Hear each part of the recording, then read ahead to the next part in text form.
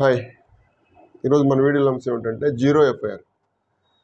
Zero FIR అంటే సాధారణంగా police స్టేషన్కి సంబంధించి ఒక పోలీస్ స్టేషన్కి ఒక లిమిట్స్ ఉంటాయి. ఆ లిమిట్స్లో జరిగే ఆ పరిధిలో జరిగే నేరాలన్నింటినీ కూడా ఆ పోలీస్ స్టేషన్లో కేసు నమోదు చేస్తారు.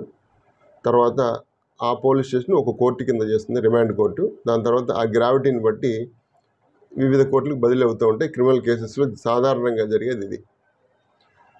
ఒక మండలంలో ఏదైనా అఫెన్స్ జరిగితే ఆ మండలంలో పోలీస్ స్టేషన్ ఉంటుంది.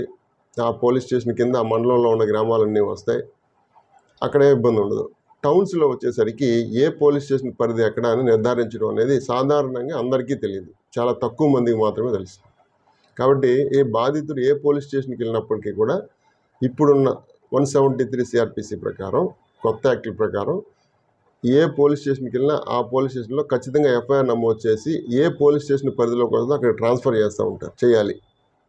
ఇది కొత్త చట్టం ప్రకారం జీరో ఎఫ్ఐఆర్ అంటే. అని ఇది కేవలం కాగ్నిజబుల్ అఫెన్స్ అంటే పెద్ద అనుకోండి, మామూలు భాషలో చెప్పాలంటే పెద్ద అఫెన్స్లకు సంబంధించి, పెద్ద నేరాలకు సంబంధించి కాగ్నిజబుల్ అఫెన్సెస్ అంటాం. వాటికి సంబంధించి మాత్రమే ఇది జీరో ఎఫ్ఐఆర్ వర్తిస్తుంది. ఇంతకుముందు జీరో ఎఫ్ఐఆర్ అనేది లేదు. కేంద్ర హోంశాఖ నుంచి వచ్చి సర్క్యులర్ ఆధారంగా జీరో ఎఫ్ఐఆర్ మెయింటైన్ చేసేవాళ్ళు. అది సరిగా అమలు జరగలేదు కాబట్టి ఇది చట్టంలో 173 సిఆర్పిసి కింద జీరో ఎఫ్ఐఆర్ అనే ఒక కాన్సెప్ట్ తీసుకొచ్చారు. దానివల్ల ఏమిటంటే బాధితులకి సత్వర న్యాయం అందుద్ది. తర్వాత బాధితులు ఏదైనా ఒక కేసులో ఒక అఫెన్స్ జరిగితే దగ్గరలో ఉన్న పోలీస్ స్టేషన్కి వెళ్తే అక్కడ న్యాయ సహాయం అలాగే వైద్య సహాయం రెండు కూడా జరుగుతుంది.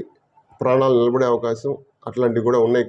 కాబట్టి ఈ జీరో ఎఫ్ఐఆర్ అనేది ఒకటి ఇంట్రడ్యూస్ చేశారు. దీనివల్ల కొత్త చట్టంలో జీరో ఎఫ్ఐఆర్ వల్ల ఈ బాధితులకి చాలా మేలు జరుగుద్ది. ఏ రకంగా అంటే వెంటనే సత్వరం పోలీసులు స్పందిస్తారు, నేరం ఒక గ్రావిటీ పెరగకుండా చేస్తారు. అట్లాగే వైద్య సహాయం ఉంది, అక్కడి నుంచి వెంటనే ఇమ్మీడియట్గా వైద్య సహాయం ఉంది అవకాశం ఎక్కువగా ఉంది. ఇది జీరో ఎఫ్ఐఆర్ అంటే.